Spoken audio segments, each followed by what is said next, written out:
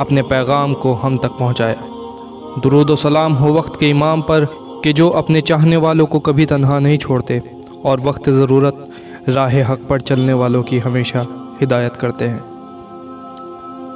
ایک مرتبہ آیت اللہ مرشی نجفی فرماتے ہیں کہ جب میں جوان تھا اس زمانے میں میرا ارادہ ہوا کہ میں زیارت کے لیے حرم عسقریین امام علی نقی علیہ الصلوۃ والسلام اور امام حسن عسکری علیہ الصلوۃ والسلام کے لیے جاؤں۔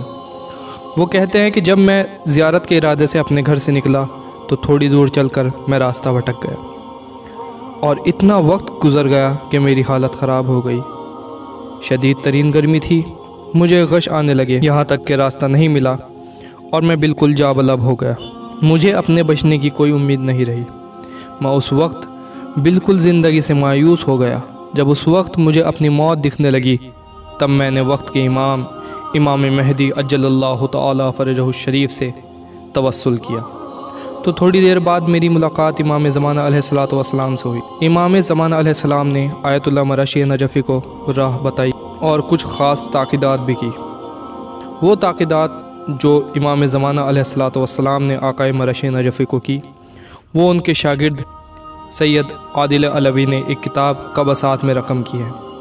فرماتے ہیں کہ امام زمانہ علیہ الصلوۃ والسلام نے خاص طور پر مجھے تلاوت قرآن کرنے کی نصیحت کی، کہا کہ تلاوت قرآن کو لازمی کرو اور اس کی آقائے مرشی نجفی کو بہت زیادہ تاکید کی۔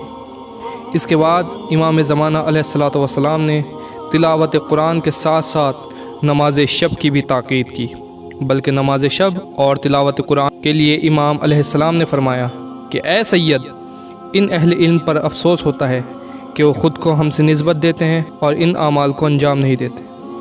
اس کے بعد امام علیہ السلام زیارت قبور ائمہ اور اولاد ائمہ کی تاکید کرتے ہیں۔ اس کے بعد امام علیہ السلام نے احترام ذریت سادات کی بھی آقائے مرشی کو تاکید کی کہ دیگر افراد کو چاہیے کہ سادات کی عزت اور احترام کریں، اور اس کے علاوہ جو دیگر علماء کے قبور ہیں، شہداء کے قبور ہیں، صالحین کے قبور ہیں، وہاں بھی ضرور گاہے بگاہے زیارت کے لیے جانے کی تاکید کی۔ اپنے مرحومین کی قبروں پر جانے کی تاکید امام زمانہ علیہ السلام نے آیت اللہ مرشی نجفی سے کی۔ اس کے علاوہ امام علیہ الصلوۃ والسلام نے آیت اللہ مرشی نجفی کو اس بات کی تاکید کی کہ امیر المومنین علی علیہ الصلوۃ والسلام کے خطبہ شکشکیہ کو حفظ کریں۔ اس کے علاوہ امام زمانہ نے خطبہ حضرت زینب سلام اللہ علیہ کے حفظ کی تاکید کی، اور امام علیہ السلام نے خاص طور پر والدین کی خدمت کی تاکید کی، خواہ وہ زندہ ہو یا انتقال فرما گئے ہوں۔ اب ایک سوال اٹھتا ہے کہ مرنے کے بعد خدمت کیسے ہو؟ یقیناً ان کے واجبات کو انجام دے کر، ان کے لیے دعائے خیر کرنا، ان کے لیے تلاوت قرآن کرنا، ان کے لیے اعمال صالح انجام دینا، ان کے لیے حج و عمرہ اور زیارت کا ثواب ان کو ہدیہ کرنا۔ امام زمانہ علیہ الصلوۃ والسلام نے آیت اللہ مرشی نجفی سے کہا ایک عقیق جس پر 14 معصومین کے نام کندہ کیے جائیں اس کو میت کے منہ میں رکھنے کی تاکید امام زمانہ علیہ الصلوۃ والسلام نے آیت اللہ مرشی نجفی کو کی۔ پھر اس کے بعد امام زمانہ علیہ الصلوۃ والسلام نے نماز جماعت میں شرکت کی تاکید کی۔ امام نے فقہ، حدیث و تفسیر کے مطالعے کی تاکید کی۔ روزانہ کی بنیاد پر فقہی مسائل، احادیث مبارکہ، تفسیر قرآن کی امام نے تاکید کی۔ اس کے بعد امام زمانہ عجل اللہ تعالی فرجہ الشریف نے آقائے مرشی کو نہج البلاغہ اور صحیفہ کاملہ کا مطالعہ کرنے کی تاکید کی اور ان کی دعا کو حفظ کرنے کی تاکید کی۔ جب امام زمانہ علیہ الصلوۃ والسلام نصیحتیں کر چکے، اس کے بعد آیت اللہ مرشی نجفی نے امام سے کہا کہ مولا مجھے کچھ دعا دیجیے۔ تب امام زمانہ عجل اللہ تعالی فرجہ الشریف نے آیت اللہ مرشی نجفی کے لیے دعا کی اور اپنے دست دعا کو بلند کیا اور یہ دعا دی کہ پروردگارہ تجھے اپنے پیغمبر اور ان کی آل کا واسطہ اس سید کو دین کی خدمات کی توفیق عطا فرما۔ اسی دعا کے نتیجے میں آیت اللہ مرشی نجفی نے قم کے اندر ایشیا کی سب سے بڑی لائبریری کو قائم کیا۔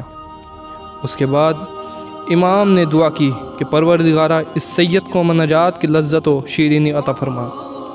اس دعا کے نتیجے میں جب بھی آیت اللہ مرشی نجفی اکثر و بیشتر ہاتھ میں بس ان کے رومال رہتا تھا اور اپنے آنسو پہنچتے تھے۔ انتہائی رقیب القلب، گویا ہر وقت آنسوؤں کو آنکھوں پر رکھے رہتے تھے۔ اور پھر امام نے فرمایا کہ پروردگارا، اس کی محبت لوگوں کے دلوں میں قرار دے اور اس کو ہر طرح کے شیطانی شر سے محفوظ فرما، خصوصاً حسد سے۔